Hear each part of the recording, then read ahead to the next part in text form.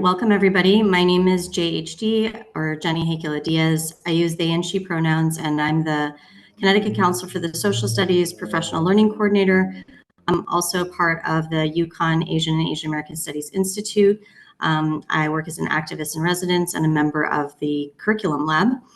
And welcome to this session. We have several parts in it.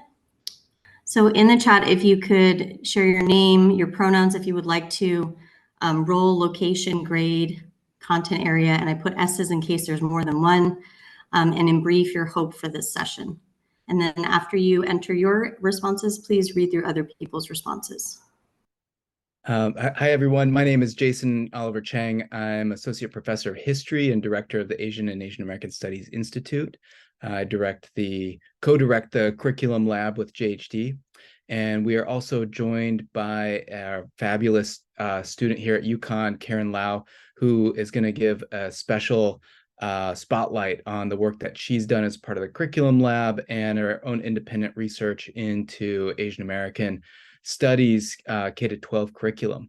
It's written several pieces for Teach It, as well as done some pilot programs at area high school. So we've really a lot to share, and we're really excited to have this opportunity. So I want to thank Nicole and Steve for their leadership and for the engagement, involvement of consultants like myself and others in making the Connecticut new social studies standards as rich and engaging as they need to be for our students and our communities. So I think I want to hand it over to JHD to get us started, but then we're going to really focus, pivot at the appointed hour for Karen before she has to head off to class. So JHD, that floor is yours. Great. So this first installment of sessions is about Asian American and Pacific Islander studies. You'll see some things about Pacific Islanders today, but our focus is really going to be on Asian Americans. One of the big takeaways, hopefully, that you'll have from this session is that the AAPI umbrella is incredibly diverse and expansive. We have over 50 ethnicities, over 100 languages and dialects. So we're a really beautiful community and very complex. And sometimes this can be problematic, especially when we have groups within it that are marginalized or excluded. And unfortunately, that happens a lot to our Pacific Islander siblings. So we made the decision to do a separate session focused on Pacific Islanders at another time. So if we can switch the slide. So our session agenda, I'm going to do a brief as possible overview of Asian Americans. It's probably going to be interspersed with the spotlight from Karen. And then Professor Jason Chang will do a segment focused on themes, inquiries, and examples in Asian American studies. And then hopefully we can wrap up with some Q&A time. So this overview is not exhaustive. We're going to scratch the surface today. And let's start, because there's a lot to say. So first, you may know that Chinese immigrants arrived in the early 1800s to the United States. But even before that, there are other people of Asian descent who arrived even before the United States existed. For example, we had Filipinos who arrived here in the late 1500s. And there's a lot of terminology. We'll sort of go through it really quickly right now. The term Asian American came into being in the late 1960s, when UC Berkeley students founded the Asian American Political Alliance there. And the U.S. Census Bureau has been involved in the 80s and 90s in different terminology creation, such as Asian Pacific American, which was to classify Asians, Native Hawaiians, and Pacific Islanders together, so to actually aggregate these different communities. Then in the late 90s, the Census Bureau decided to disaggregate them and actually move them into Asian and Pacific Islander. And you've probably seen a lot of acronyms. I listed a few here: APA, AAPI, excuse me, NHPI, APIDA. They're not interchangeable. Some people think that they are, but they will like highlight or include, or they have different compositions because our community is so diverse and complex. So just one rule of thumb is, rather than perceiving people or labeling them, ask them, because you'd be surprised by the variety of answers that you'll get from students, adults, anyone. So on the next slide, you'll see some data from the 2010-2022 census. What you need to know is the orange bars are from 2010, the purple bars are from 2020. One side is Asians, the other side is Native Hawaiian and other Pacific Islander, and they're paired. So what you should see is every orange bar paired with a purple bar is smaller because our community is constantly growing. So during that decade, across most of these, you'll see about a 30% increase. Whether you're looking at Asians alone, Asians in combination, meaning someone is Asian and another race, and then having those totaled up. And Asian Americans are the fastest growing minoritized group in the United States. NHPI, or Native Hawaiian Pacific Islanders, are the third fastest growing group. So at this point, we have about 26 million individuals who identify as Asian, Native Hawaiian, and or Pacific Islander, and then possibly another race as well in the United States. And that number just keeps growing. To get Connecticut specific, on the next slide, you'll see Asian Americans and Pacific Islanders are about 5% of our population here. We have about 24 of those ethnic groups I was talking about before represented in our state. And our growth has been about 30% as well, an increase. The Connecticut Data Collaborative has a great link that Jason will share with you, along with some ways to look specifically at ethnic concentrations and groups across the state. I only bring this up because it's super important that we are having these opportunities for students to learn about the AAPI community in our nation at large and in like big picture ways. And it's also really important for students to learn about themselves in their own community and the people who make up their own community, which means there's a lot of like localization and precision that's required for students to get that kind of responsive learning. Okay, so I'm going to share with you, besides the census data, some other data from this STAATUS index, which is from Leading Asian Americans to Unite for Change and the Asian American Foundation. STAATUS stands for Social Tracking of Asian Americans in the US, and it's an annual survey that's been given for the past 3 years. They get a national representative sample of Americans across racial groups, across ages, across gender, across geographies. And basically they're trying to survey the attitudes and stereotypes of Asian American and Pacific Islanders. So I'm going to just show you some screenshots that I think are particularly interesting, but we'll give you the links to the reports for you to take a deeper look. But one of the questions they ask is, what countries of origin come to mind when you think of Asian Americans? And not surprisingly, you see that more than two thirds of folks named China. That makes sense. We have quite a few people of Chinese descent in the United States. What's interesting though is then you see people name Japan and Korea as two of the other. A lot of people name them.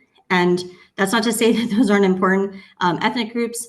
It is interesting though, because actually Indians, Filipinos, and Vietnamese folks make up much larger portions of our AAPI numbers in the United States.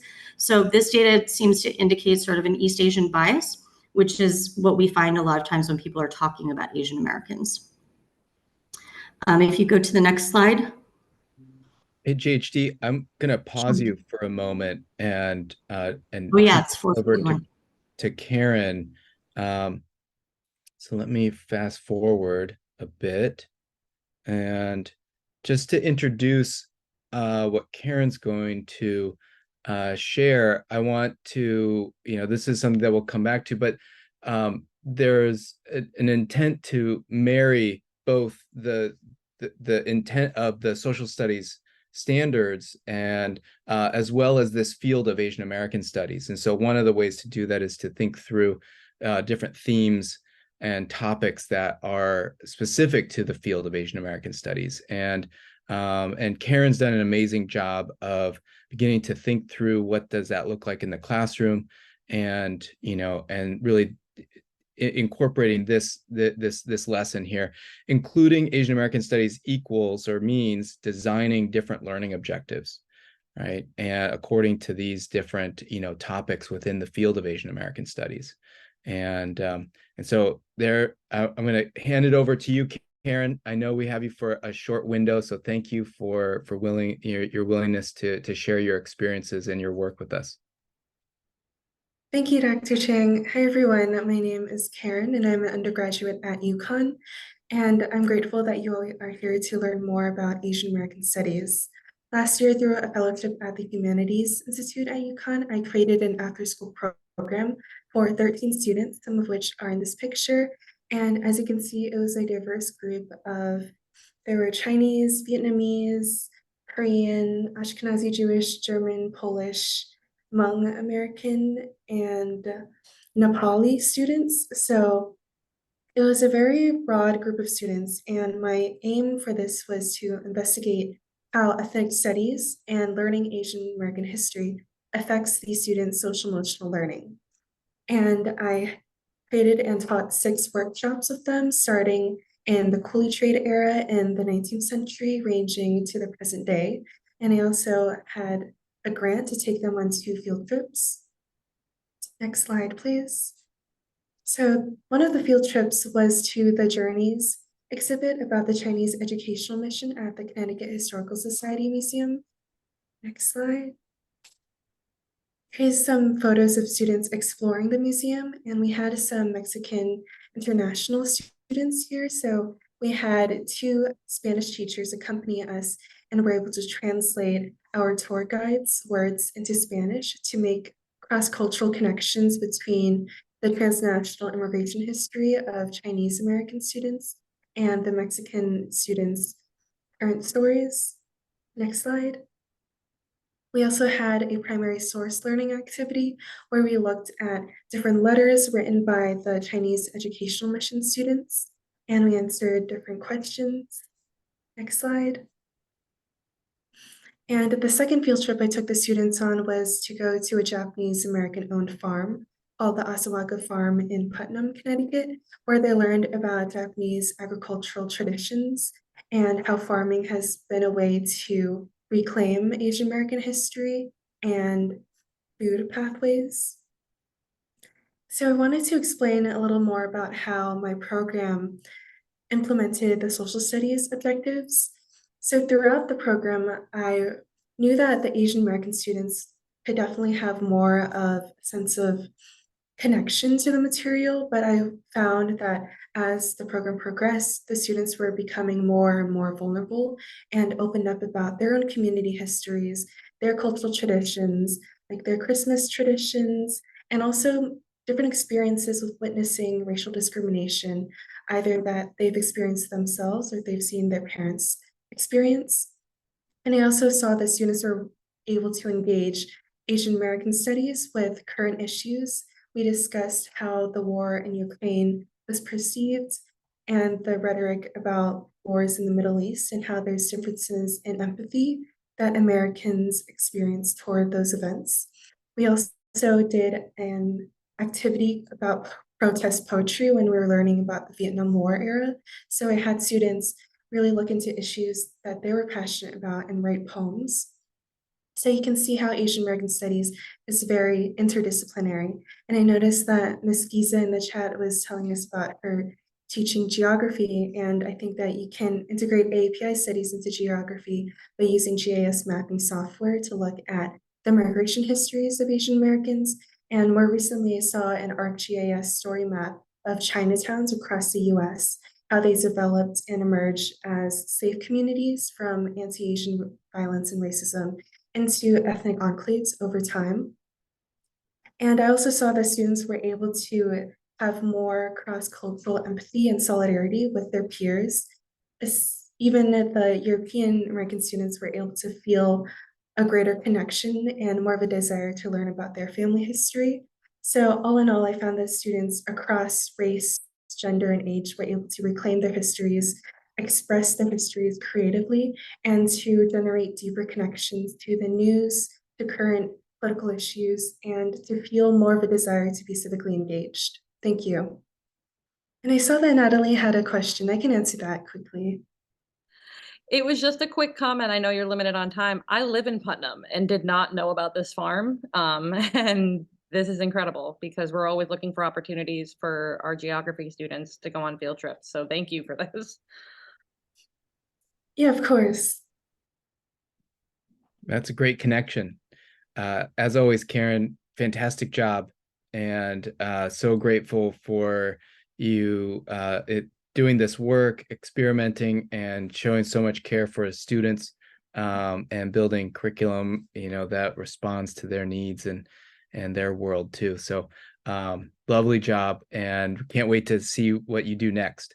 So I know you have to get to class. So thank you for joining us again. Thank you. All right, I'm going to try and pick up where we left off, JHD. That's all right. The other thing that I forgot to point out on the last slide was just how few ethnicities were represented. Like not even all the ones that you would find in Connecticut were represented on that last slide. So this slide is another question from that same survey, asking name a famous Asian American, Native Hawaiian, or Pacific Islander. And as you can see, over a quarter of people could not name, they did not know somebody. The 3 times they've given this survey, Jackie Chan has always been the Asian who is named the most. He's not Asian American though, so that's interesting. And then Bruce Lee usually ends up on the high up on the list as well. So there's a little bit of a martial arts thing going on there. And then interesting that the thing that happened this year was that BTS made the list. I love BTS. They're Korean, like me. They're Asian. They're not American. If you go to the next slide, you'll see another example of this from the survey. It's focused on historical events. 30% of American respondents could not name a historical event or policy related to Asian Americans. The one that did clock quite a few is World War II incarceration. Jason, if you can go to the next slide. This one's interesting because it's not named something that you know off the top of your head. They actually asked about familiarity with different topics, different events, different people that are part of Asian American and Pacific Islander history. So World War II incarceration again ended up at the top with a lot of people saying extremely or moderately familiar, a good number also saying somewhat or slightly familiar. But if you look down towards the end of this graph, you see there's a mention of Fred Korematsu. If you know who he is, he was a civil rights activist who resisted the incarceration of Japanese Americans. And you see quite a big dip in the number of people who are extremely or moderately familiar, as well as somewhat or slightly familiar. So again, we don't know, it's a survey, but it's interesting to think like people are aware of this event, but do they actually know, have the depth of knowledge? Do they really get the time to study, especially someone like Fred Korematsu, who's such an integral part of the resistance of the incarceration. Okay, so next slide. We want to give you a chance to think a little bit about what you just saw, because that was actually quite a bit of data. Feel free to respond to one of these 2 questions in the chat. Which pieces of data are most relevant to you? Or has this data affirm or change your thinking or actions? So go ahead and chat your response. Sure, okay, let's go to the next slide then. So there are several untruths that we're going to briefly explore, again, scratching the surface today. Yellow Peril, Perpetual Foreigner, and Model Minority. And as we're thinking about these, I'd like you to consider these questions about how do we as educators and curriculum writers uphold these untruths passively and or actively? Oops. And then how can we actively change, no problem. How can we actively change our immediate practices and long-term policies to dismantle them so that all of our students, including our AAPI students, but all of our students learn through the inclusive, accurate, and just educational experiences that they deserve. So a little bit about Yellow Peril, which is on the next slide. This idea that when Chinese immigrants were coming as unskilled manual laborers in the 1800s, they were labeled as job thieves and unclean carriers of disease.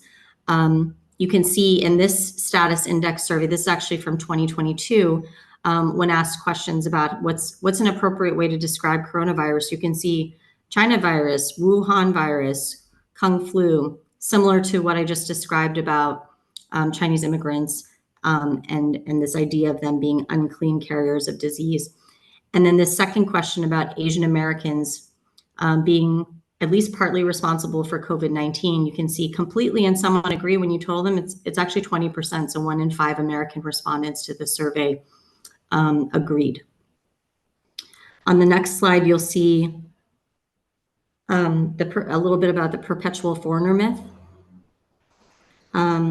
If you haven't heard of it before, it's the idea that Asian Americans can never truly be American because we're not from here, we can't be from here, thus we're not loyal to this country, thus we're immoral and dangerous. So a line of questioning you may have heard or experienced yourself, I know I've experienced it, is this idea of where are you from? No, where are you really from? And it's rooted in this idea that to be American, you are white and you are Western European. And this data on this slide is from the 2023 STAATUS Index Survey. 1 in 4 Americans believe Asian Americans are more loyal to their country of origin than to the United States. Yes, I have family from Korea, but my country of origin, I was born here. So this is a confusing piece of data for me. On the next slide is the last of the myths that we're going to touch on today, the model minority myth. And this one is in some ways the most insidious because it's considered a positive stereotype. So it's the idea that all Asian Americans, and some people also even group in Pacific Islanders, that we're a monolith, we're all the same, we're all quiet, we're all docile, we're all successful. And I think there's a couple layers of why this is particularly dangerous. One is to our community, the AAPI community, in that treating us all as if we're all the same means that there is none of that disaggregation I was getting at earlier. So if we're all successful, then we don't have needs, we don't need support, we don't need resources. And so you find that in our society, there is an outreach to the Asian American community. There aren't those kinds of efforts. And then there's also a way that this is turned on other communities of color, particularly the Black community, where we are used as the AAPI community is used as a weapon, as a wedge against other communities of color or other minoritized communities, saying that essentially this meritocracy myth that if you would just pull up your bootstraps the way that Asian Americans have, then you could be quote unquote successful too. This myth, I learned actually this year from a UConn professor. It actually originates in Japanese American incarceration. Towards the end of that time, this myth got started, and then it was coined by a sociologist later in the 1960s, and really has like held on, because this data on this slide is from 2023, and you look at the top words that respondents said to describe Asian Americans: intelligent, smart, educated, hardworking, all in line with that myth. Next slide is about a little bit more about data disaggregation. This graph shows the huge disparities that we find in the AAPI community. And this is just by ethnicity. There are other ways that you can look at identities and like when people's families came here and so on and so forth, that I think are revelatory and important to look at. But if you look at the top right-hand side, you see the big green dot for Indian, and Indian American households are the highest earning ethnic group with a median household of $127,000 a year. You look at the lower left-hand towards the corner, you see a smaller green dot for Burmese, and Burmese American households are the lowest earning group. Their median household income is $46,000 a year. So in research such as the Pew Research Center, they did a study in 2018. They found that Asian Americans were among the most economically divided racial group in the United States. Such a huge gap between the top 10th and the bottom 10th groups in terms of income distribution. And that applies not just in terms of financial outcomes, but also in terms of educational outcomes across ethnic groups as well.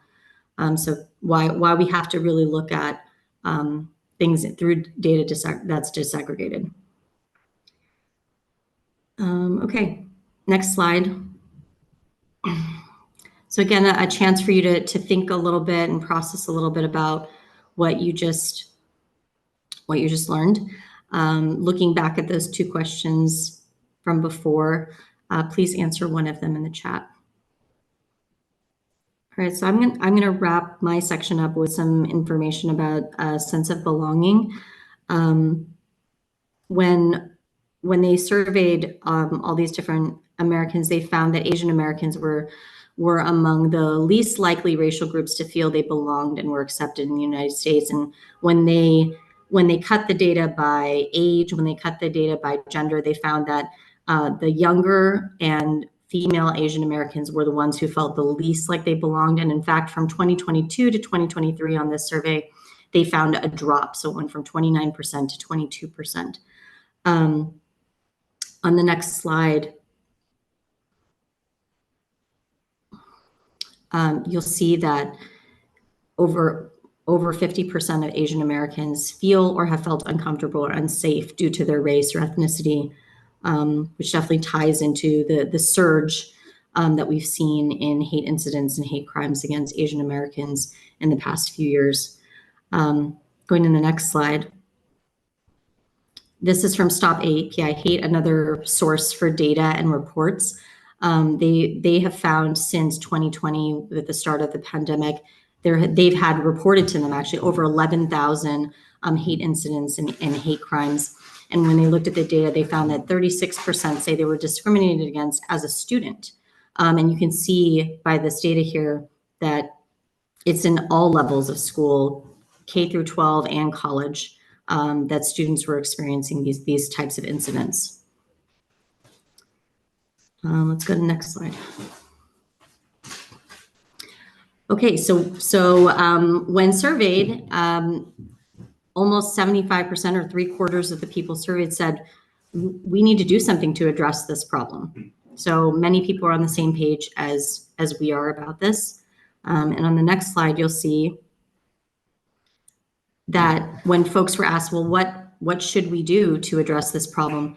The top response was more education and information. So this is where we come in. This is the work that we're doing. Next slide. In fact, when Americans were asked about their belief in incorporating Asian American experience into teaching of American history, 93% of those respondents said, yes, it should be incorporated. And 32% said not only is it important to incorporate it, but it should be mandatory. And then if you look at the data on the right-hand side there, it's just similar to what you saw on the last slide. This is the 2023 data. Non-Asian Americans said we need more opportunities to interact with Asian Americans and Pacific Islanders, and we need more education about each other too. Okay, the next slide. And this is from Stop AAPI Hate. It's focused specifically on Asian Americans, that's the yellow bar, and the blue bar is Pacific Islanders. And you can see again, education is up there at the top. And this is how these are the solutions. They're in the education that we provide. All right. Next slide. All right, I'm finally done talking at you. I'm going to hold off on taking questions till the end, though. I want to turn it over to Jason.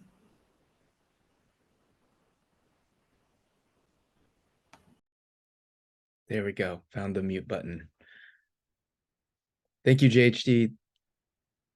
That was very illuminating. And I'm also, realizing new connections as you're sharing too, particularly around the understanding of that people respond to the idea of the model minority myth with such consistency, but yet they can't name an Asian American or understand Asian American history, right? So it really shows the power of that stereotype to fill people's imaginations with who Asian Americans are.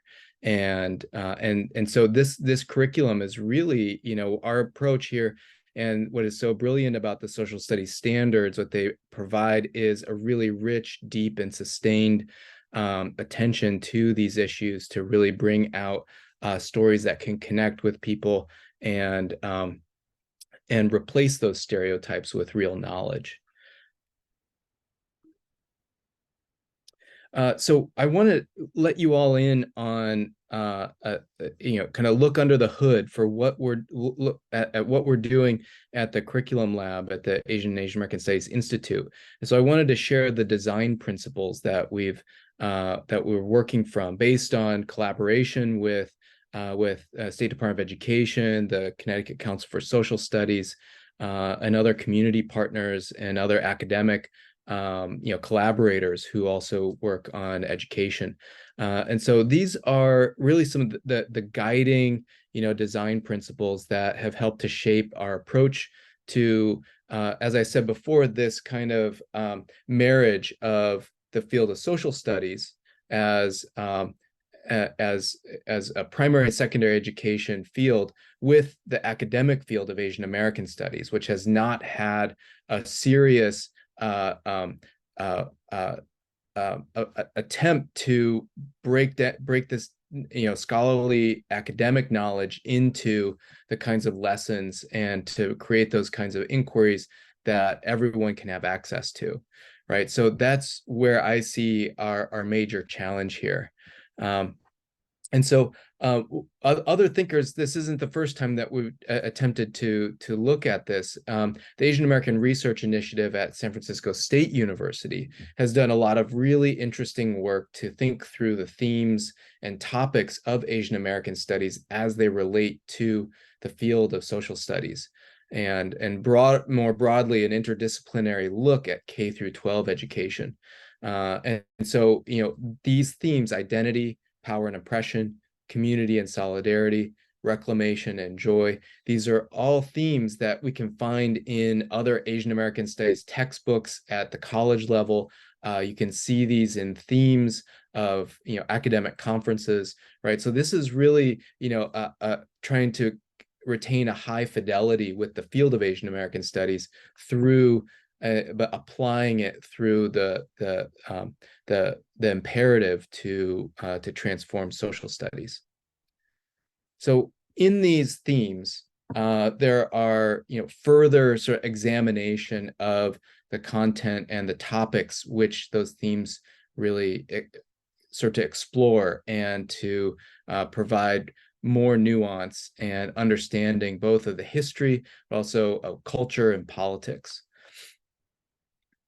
So what I'm going to do with the time that I have is I'm going to explore each one of these rectangles and share with you some questions that come from the field of Asian American studies and marry those with some example standards, okay, so that you can see how a set of concerns and inquiry questions can be paired with those standards, and then show you some examples of how to pursue some of those areas, right? So in the end, what you'll be shown is a rich array of topics within the field of Asian American studies that can hit many different kinds of standards, right? And then specific kinds of examples of what hitting those standards can look like in Asian American studies. All right, so here's Karen's presentation. And it should be noted that the social studies content themes also really align really distinctly with the field of Asian American studies. The thing that I am really excited about, committed to, is that this K-8 model curriculum and the underpinning legislation really identifies the need to understand local connections, which often hasn't been made in the field of Asian American studies. There is not a lot of work on Asian American communities in Connecticut. So this is an exciting research imperative for us at the university, and bringing some of the examples you'll see do try to begin to flesh that out and provide resources and local connection to fulfill those goals. So under identity, right, we can look at two themes: the exploration of self and community, as well as the articulation of stereotypes and discrimination. And then, JHD did a wonderful job of sharing how impactful and how deep those stereotypes run. And that what we often find too is that Asian Americans themselves don't often know the larger story beyond maybe even their family story, right? So it's not, something that is widely accessible and often requires some deeper connections and assistance, right? So here I've labeled a couple guiding, enduring questions that can help to explore what this aspect of Asian American studies can reveal. Here are a couple standards. The kindergarten geography standard, right? Describe places connected to students' lives using maps, photographs, and other representations. Or the third grade history standard, describe the lived experiences of diverse cultural groups by comparing life in specific historical time periods, life in Connecticut today. And eighth grade in civics, analyze attempts by individuals and groups with nativist views to shape the United States in the antebellum period, right? So these are all standards that can be, can be satisfied with inquiry in Asian American studies. So I want to share with you, a deeper dive into the demographics of Asian Americans in the state, because I think it will help us to be more nuanced about how we represent Asian Americans. As JHD pointed out, there is a strong emphasis in stereotyping Asian Americans as East Asian, right? But yet we have a rapidly growing community that is ethnically diverse and unevenly distributed around the state. So I'm going to just briefly share with you some of what this data looks like. Hopefully the screen share stayed with me. Yeah, okay, cool. So if you follow this page, this is a wonderful page, CT Data Collaborative, and you come down to the Asian population, it really shows uneven, growth, but that I encourage you to find the district that you work in, or look at neighboring districts, or municipalities, and see what does the area around your community look like. And this is set up to show percentage of change over time for the Asian American community, but you can also scroll down to see what's the actual numerical change, right? And so this is the decennial census.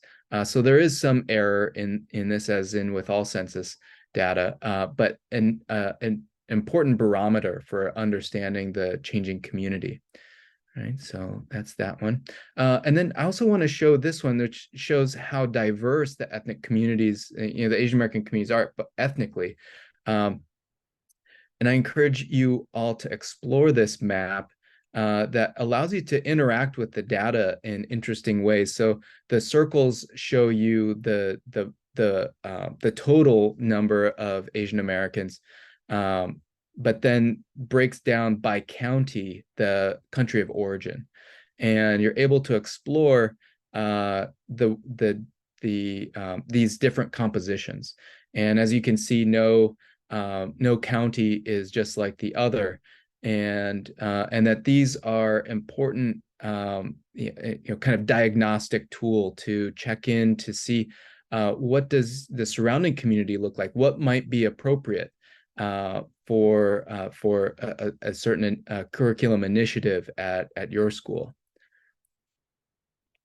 And then lastly, one of the things to look at is to examine this isn't the best map for this, but it does show the racial breakdown for different school districts. And one of the things I found interesting while being a Board of Education member is that our district did not include Asian Americans in the normal the normal examination of student performance, which is an issue. And I hope that these this curriculum initiative leads to broader policy changes in all districts that can begin to look at these patterns, because as we've seen, the stereotype of the model minority does hide important differences between groups, and to eliminate analysis of a group because of its expected performance is it can lead to a lot of harm. So these data can help to design more relevant and interesting more interesting and relevant curriculum, right, that can attend to the ethnic differences and the composition. Sorry, I'm not able to get to the window. Sorry. No. It's the Zoom menu bar was kind of in my way. So these links, we're going to be sharing these slides. These links are going to be available for everyone to take a peek at. So these are resources to draw from, to think about accuracy and equity and representation in where you are. And I think that's an important lesson to take away. So one of the things that we learn, if we're going to be looking at identity and the exploration of self and community, as well as looking at stereotypes and discrimination, one of the things we find out is that South Asians are a majority in Connecticut. But even though they are a recent majority, the idea of South Asians has long been developed in Connecticut. So here are some examples of newspapers showing very stereotypical images and narratives about who Hindus are, dating back to the 1890s. And even before then, we have the Barnum, the P.T. Barnum circus, which depicted elephants and gurus and swamis in very stereotypical ways.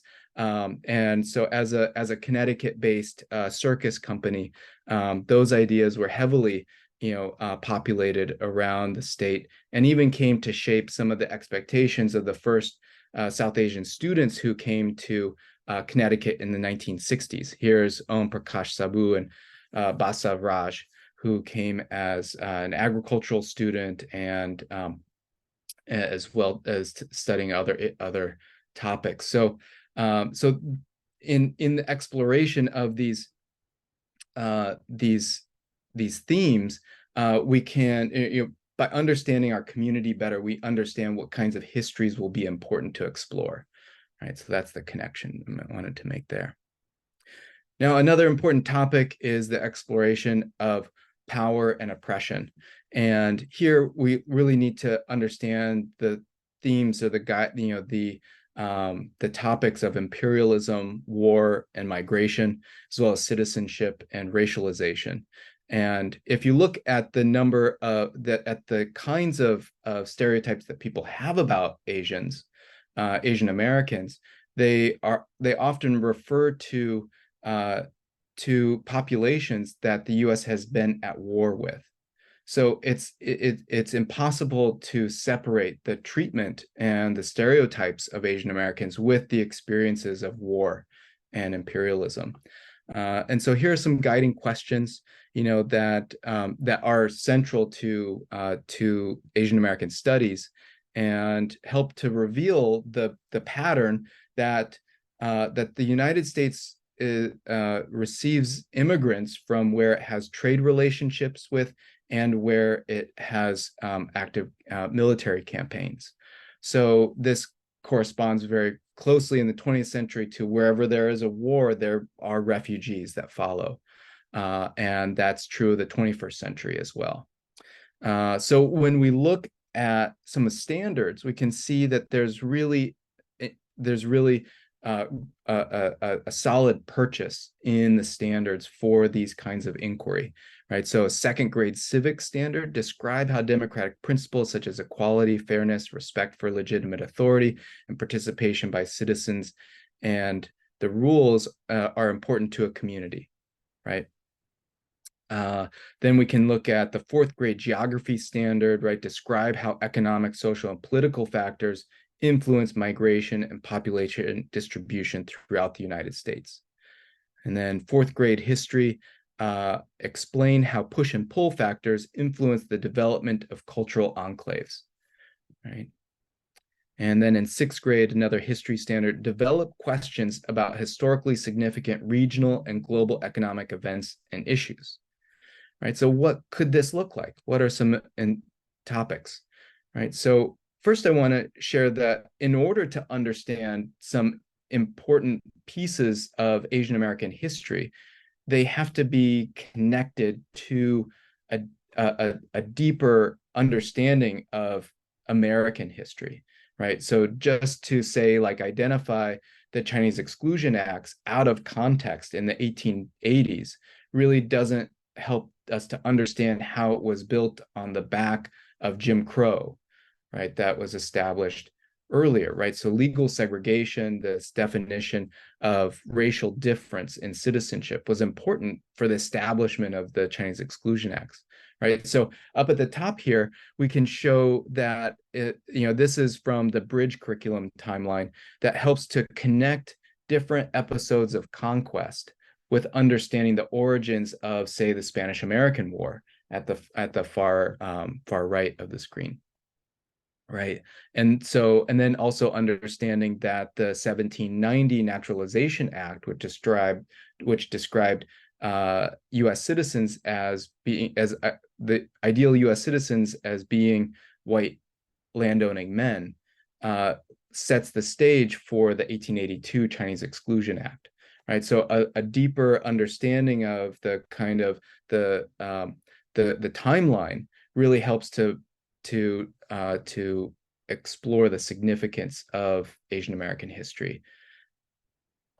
We can further connect this back to Connecticut by looking at the life experience of Yung Wing, the founder of the Hartford Chinese Educational Mission and a graduate of Yale University. And he loses his citizenship in 1882 with the Chinese Exclusion Act, right? So we can see, someone who really helped to develop the educational environment here in Connecticut was, and also was subject to that law. And then also another project that I've been working on with my students at UConn is to map out the life journeys of Japanese Americans who were incarcerated during World War II and were allowed to leave the concentration camps in order to attend UConn. And so this is a map that that students have made to illustrate their stories that they've since provided by oral history. And so it's possible for students to read these oral histories and then to map their journeys and to understand the consequences of World War II incarceration, as well as that critical moment when Japanese Americans went from enemy aliens to model minority. And so this was a story that is inherent also to Connecticut. And so these stories help to provide the context for students to explore these themes. Going on to the idea of community and solidarity, the theme of community and solidarity. I want to just say that I'm going to go probably a little bit more quickly through these since we have some limited time, and that really this I hope can be a kind of template for you all to return to and examine themes, guiding questions, how they relate to standards, and looking at examples. Really, I'm trying to set each of these vignettes up to help explore those content and themes, right? So perhaps it's better to look at some of the examples of this. So, looking at the questions of community and solidarity, we can look to a resistance and solidarity.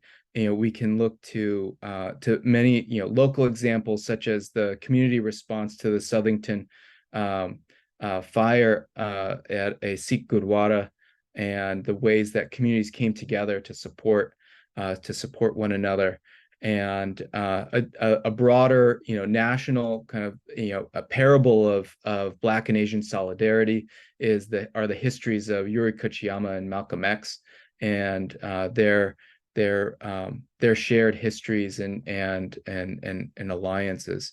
And then, in order to explore community, one of the projects that we picked up is this one called Asian American History is Everywhere.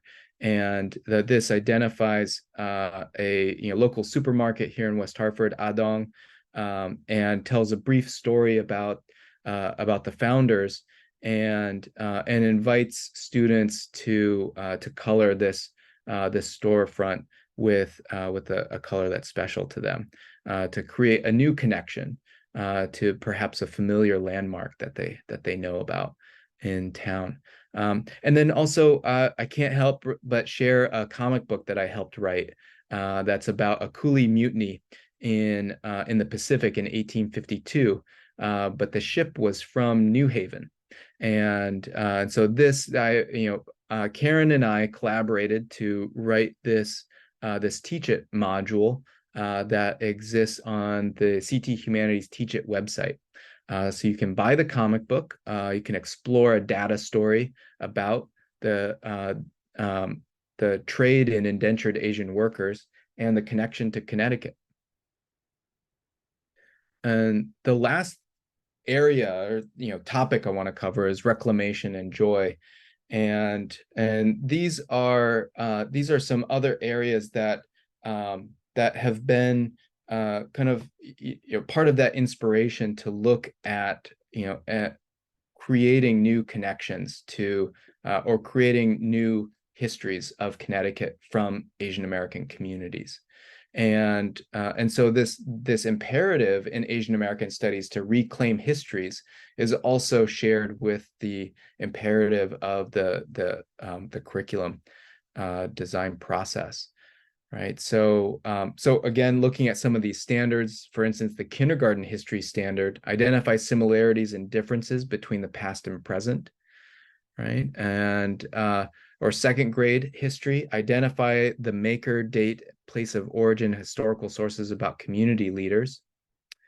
You can explain how a bill becomes a law in Connecticut by looking at the ways that Asian Americans helped create this law here for the model curriculum. As well as in seventh grade geography, explain how norms regarding gender and sexuality influence the daily lives of people. And this is something that is also important for Asian Americans in understanding the Asian American community.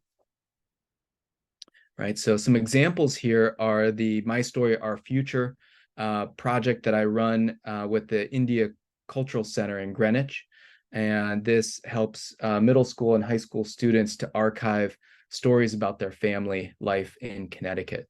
I also want to spotlight a local Hartford-based artist, Joe Bunkyo, who makes art installations and whose art is committed to this idea of establishing compassionate futures by exploring rich connections, and then also to show the bravery and courage and awesome power of the Queer Asians and Allies group at UConn, which is supporting Asian American students in the higher ed space as well. So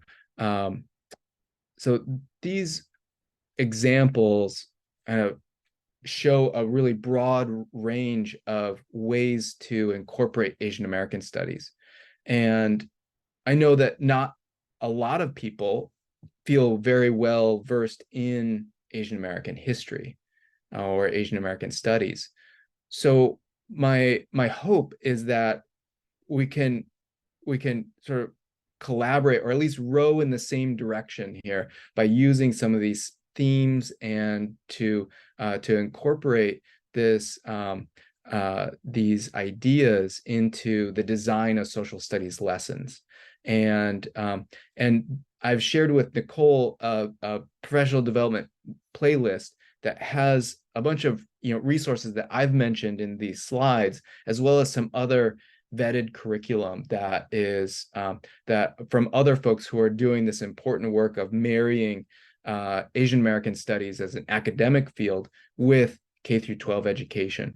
And so through those, I hope you'll find new connections and explore those things that are interesting and important to you, and that match the needs of the surrounding community for your school district. And so this, I hope, is just like the first step that we take together, because we at the Curriculum Lab are here to support any requests or any curiosities or any partnerships that you all want to do to focus on different lessons or units, and that this is hopefully a long and fruitful relationship to build confidence and competence in this field. And so I think I maybe just had it's not letting me change the slide. There we go.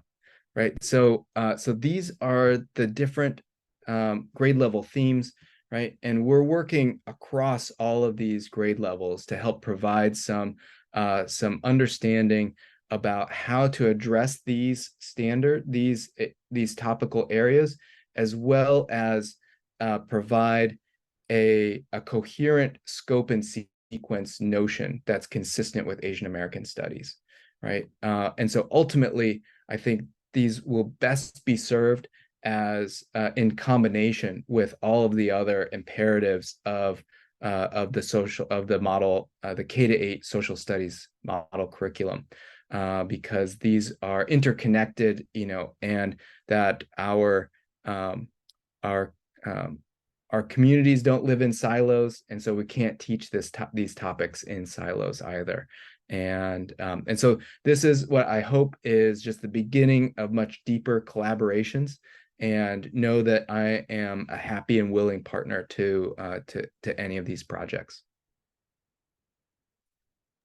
Jason, do you have a contact? Are you able to present your contact information? Yes. For absolutely. folks to, yeah. Here, you know what? I'll write it at the bottom of the slide here, and that way it will be in the materials. But I will also just put it in the chat here. And JHD, you should put your email in too.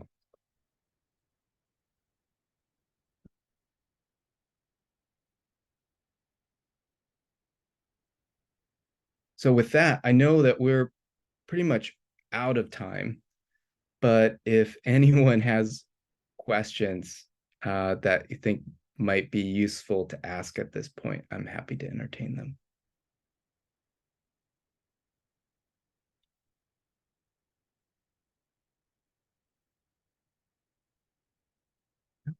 Okay, well, now that you have my information, oh yeah, Natalie.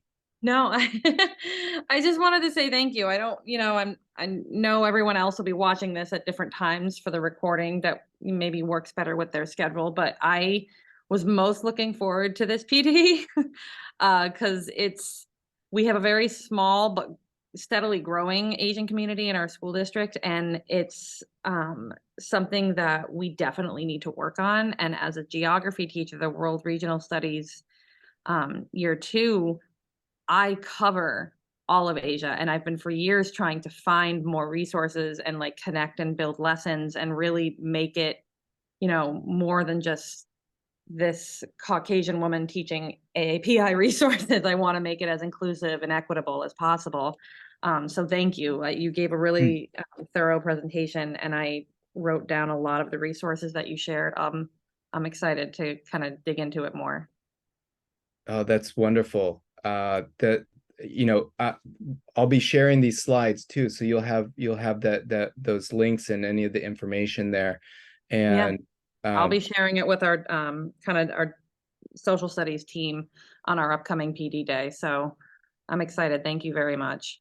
Oh, that's wonderful. And I would just love to stay in dialogue with you about teaching the world regions, Absolutely. section, because that is, I think there's a possibility there for doing some other kinds of diaspora related kinds of connections across world regions to show not just migration to the US, but the ways that say for like the Vietnamese diaspora, that there's also large populations in France, which makes sense, right? Colonial history, as well as other locations. And so to look at, a diaspora themed kind of understanding of regions, or perhaps, regions that that have been a part of US empire, and former colonies is another interesting way to kind of connect these